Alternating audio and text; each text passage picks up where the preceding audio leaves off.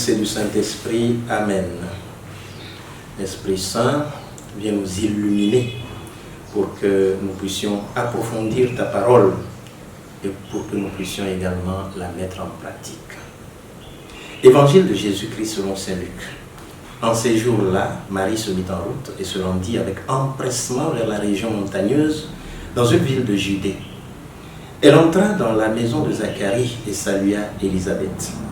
Or, quand Élisabeth entendit la salutation de Marie, l'enfant tressaillit en elle. Alors Élisabeth fut remplie de l'Esprit Saint et s'écria d'une voix forte: « Tu es bénie entre toutes les femmes et le fruit de tes entrailles est béni. D'où m'est-il donné que la mère de mon Seigneur vienne jusqu'à moi? Car lorsque tes paroles de salutation sont parvenues à mes oreilles, l'enfant a tressailli d'allégresse en moi. Heureuse celle qui a cru à l'accomplissement des paroles qui lui furent dites de la part du Seigneur. » Acclamons la parole de Dieu. Louange à toi, Seigneur Jésus. Aujourd'hui, nous sommes le 19 décembre 2021, quatrième dimanche du temps de l'Avent, année C. Aujourd'hui, l'évangile qui nous est proposé nous montre deux femmes qui sont en train de se rencontrer, mais aussi deux enfants qui se rencontrent. Et la scène est tellement belle, tellement joyeuse qu'en lisant ce texte, on ressent de la joie, on ressent de l'envie, le désir, voilà, de continuer.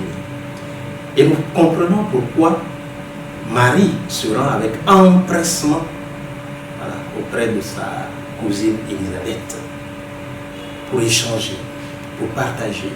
Mais j'allais dire que Marie a déjà commencé, voilà, cette évangélisation, même si c'est son fils qu'elle porte qui en est l'auteur. Mais Marie est déjà en chemin. Et comme Marie, nous devons tous être en chemin. Mais de quelle façon? Avec empressement. Oui, parfois nous sommes lourds, parfois nous sommes endormis, parfois nous sommes paresseux, parfois nous ne voulons pas bouger. Eh bien voilà Marie qui nous montre l'attitude de celui qui répond à l'appel du Seigneur. Quand on répond à l'appel du Seigneur, quand on dit oui au Seigneur, on est prêt à sauter, à se mettre debout, parce qu'on a reçu l'énergie de la part du Seigneur. Mieux encore, quand on porte le Christ en soi, on ne peut pas rester assis. Quand on porte Jésus en soi, on ne peut pas rester endormi. On ne peut pas être lourd. Non, Jésus ne pèse pas. Jésus donne la force de pouvoir courir dans les montagnes, de pouvoir galoper, j'allais dire. Et ça, c'est de la joie.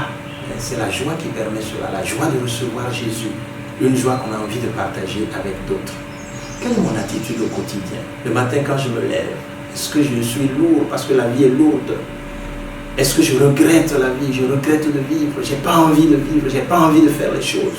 Eh bien Marie nous apprend, surtout en ce moment où nous allons directement vers Noël, qu'il faut que nous retrouvions la vigueur. Parce que le Seigneur est là. Et si peut-être cette attitude persiste, c'est que Jésus n'est pas en nous, nous ne l'avons pas accueilli en nous, alors qu'il se donne à nous. Nous devons donc être ouverts, nous devons prendre des risques, nous devons laisser le Seigneur nous habiter pour que nous puissions prendre la route avec empressement. Parce que celui qui croit au Christ n'a pas peur, il avance et il traverse toutes les difficultés pour aller à la rencontre des autres.